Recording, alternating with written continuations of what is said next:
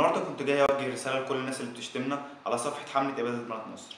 من حقك انك تنتقدنا، بس مش من حقك انك تشتمنا. لو مش مقتنع بالفكره اللي احنا بنقدمها، غيرك مقتنع بيها، وغيرك ده مش واحد او اتنين او تلاته، غيرك ملايين. نقول ايه بس يعني مقتنع زي ما انا قلت لك بالفكره. ممكن تتناقش معايا بالمنطق والعقل، بس مش معنى ان انت مش عارف تتناقش بالمنطق او العقل مش ان انت تشتم. انا ممكن ارد عليك من هنا للصبح، ممكن اطلعك اسم من الصفحه حالا، مش انا عبد الله بدر، اوضحهولك، اوضح للناس اللي بتشتم. نشتمها مش هتفيد بحاجه.